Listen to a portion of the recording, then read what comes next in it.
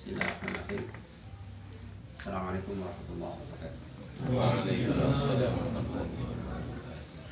Alhamdulillah nahmaduhu wa nasta'inuhu wa nastaghfiruh wa na'udzu billahi min shururi anfusina wa min sayyi'ati a'malina.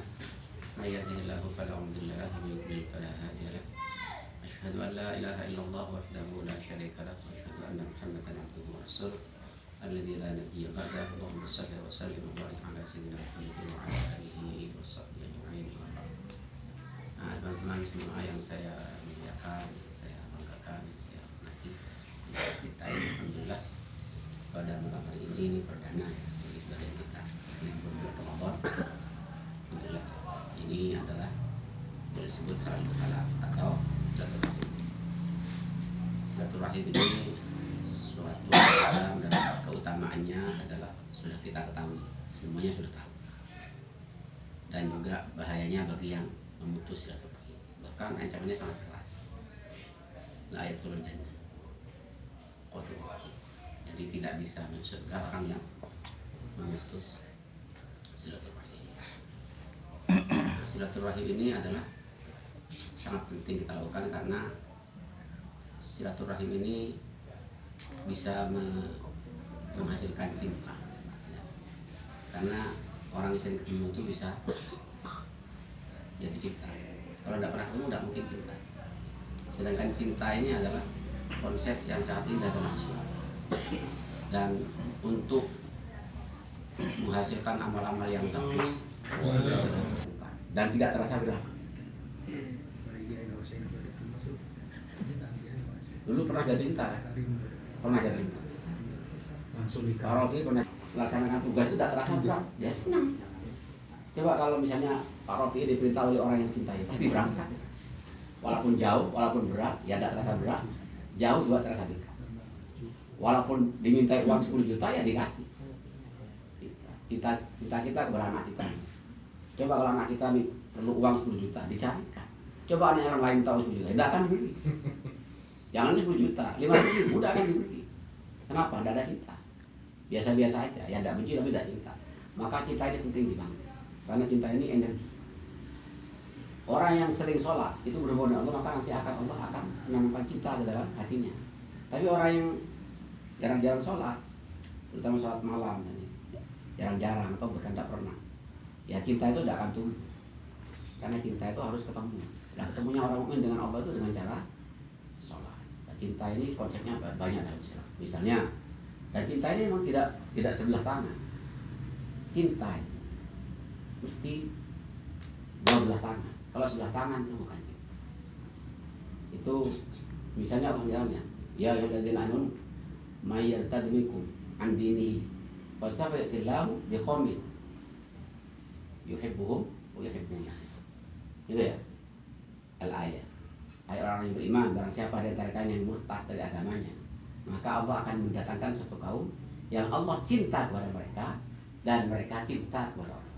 Bayangkan itu bertepuk, bukan sebelah tangan, jadi dua belah tangan. Jadi cinta itu memang tidak ada cinta itu sebelah tangan. Jadi kalau antum mencintai sesuatu, maka sesuatu itu juga mencintai antum. Asalkan antum melakukan aksi. Kalau cintanya dipendam, ya enggak.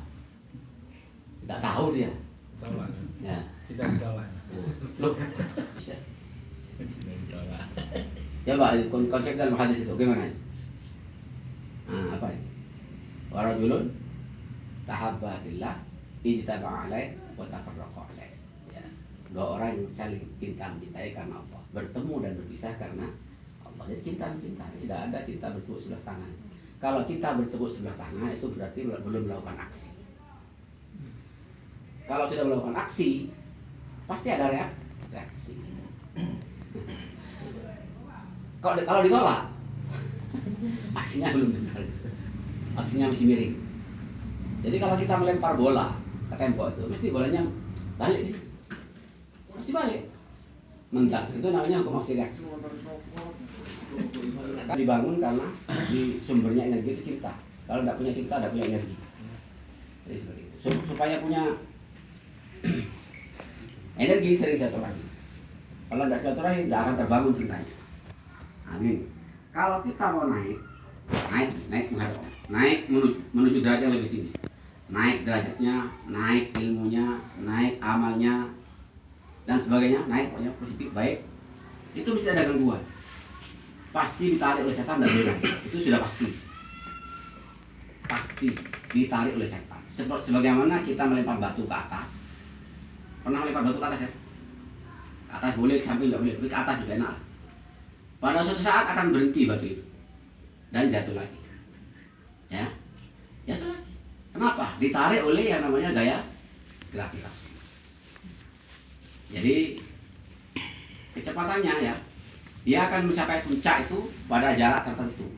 Berapa jarak yang itu? Paling jauh itu adalah sesuai dengan rumus fisika, S sama dengan V0T min setengah GT kuadrat. Setelah mencapai jarak itu dia akan berhenti dan jatuh. Pasti. Demikian juga orang akan naik derajatnya. Misalnya kalau kita melempar batu ke atas, ya, melempar batu ke atas dengan kecepatan awal misalnya 5 meter per sekon, 5 meter per detik, maka dia akan mencapai jarak hanya kira-kira sekitar 10 meter kalau kecepatannya segitu.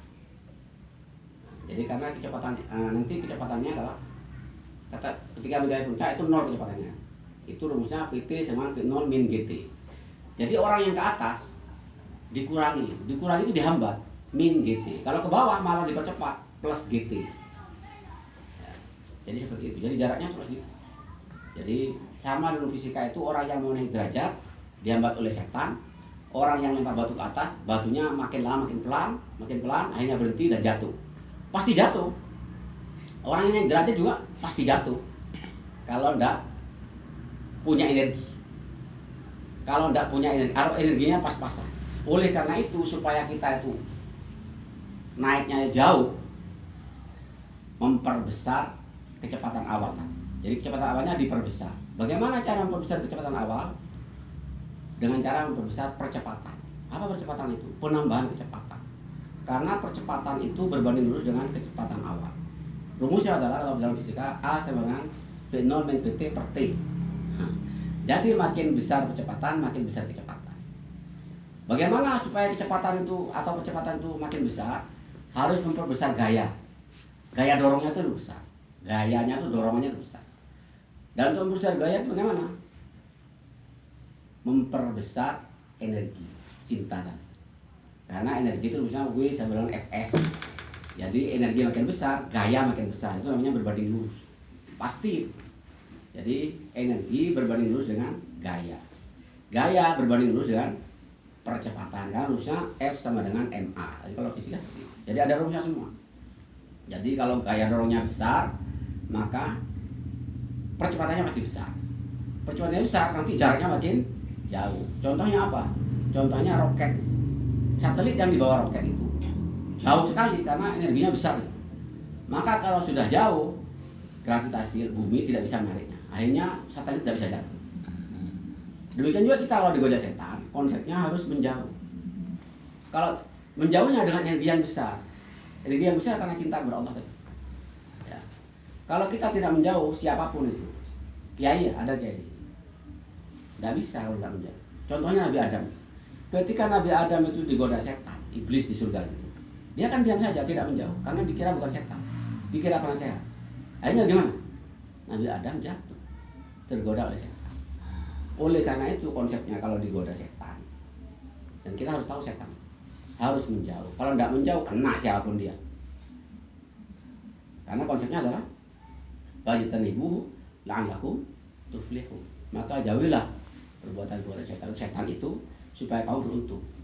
Jadi kalau tidak menjauh, tidak bisa diam saja duduk-duduk, ada godaan duduk saja, tidak menjauh, tidak bisa. Nabi Adam dan Hawa kena. Tapi Nabi Yusuf digoda oleh Zulaikha, lari ya. Kalau tidak lari, kena juga. Itu sudah, Zulaikha itu cantiknya orang di zaman itu. Ya Pak Khairan tambah moro. Ya. Cantiknya orang di zaman itu. Nabi Yusuf itu gantengnya orang di zaman itu, tidak ada tandingannya. Sehingga Zulaikha itu kumpul ya. Satu rumah, bagaimana dan cinta luar biasa.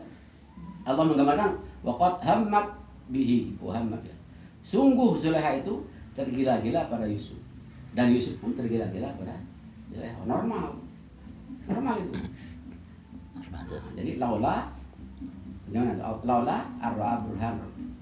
Jadi seandainya Allah tidak memperlihatkan burhan, maka Nabi Yusuf juga kena. Tapi Nabi Yusuf ditolong oleh Allah, lari menjauh seperti satelit itu yang dilempar ke atas oleh roket, ya jauh akhirnya menjauh. Tapi Zulaikha energinya sangat besar, energi cintanya. Luar biasa cintanya, bukan gantengnya luar biasa, wajar.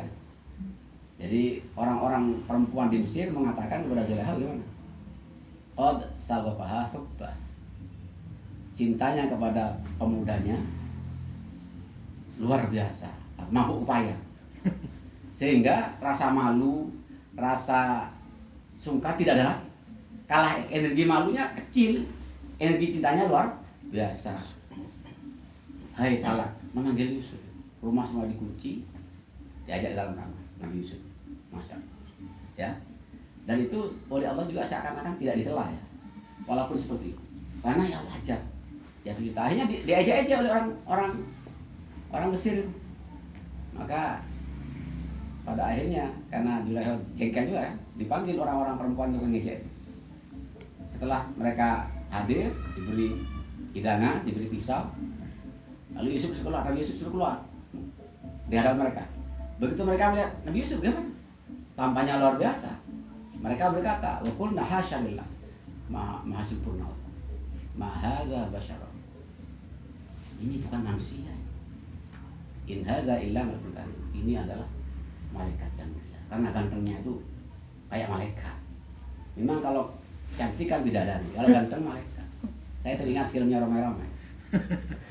Satmaran itu kuat. Cinta kepada Allah ya.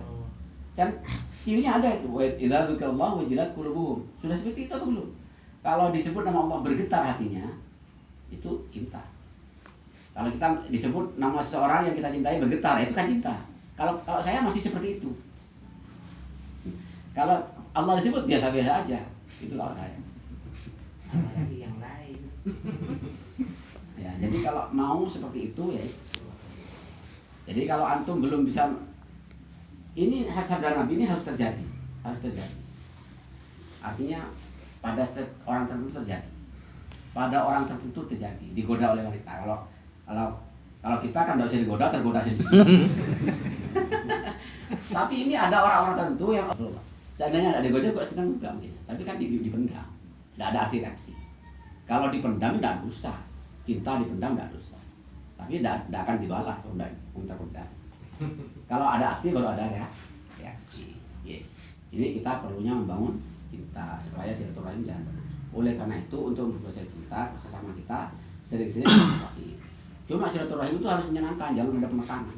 Kalau ini menekan yang sangat tertekan, jangan tidak ada cinta, ada benci. Oleh karena itu harus penting rasa sederajat. Nabi itu kan paling tinggi. Tapi Nabi menyebut muridnya enggak nasib murid, disebut sahabat. Sahabat itu teman. Jadi berteman. Kalau di sini merasa atasan, yang sana bawahan, itu tidak akan cinta. Apalagi sini nyuruh-nyuruh, sana disuruh-suruh terus. Nanti ditanya-tanya, ya apa? Kok gak mari-mari macam? Wah, nah itu lain lagi. Oleh karena itu harus dibangun dengan rasa saling paham, saling mengerti, saling menghargai, saling menghormati, saling menyayangi, saling mencintai. Tapi kalau saling sini menekan, sana tertekan, ya cintanya akan runtuh. Jadi harus saling sayang. Kalau kita ketemu saling membantu, saling memberi, saling menerima. Itu materi yang pertama tentang cinta dan silaturahmi.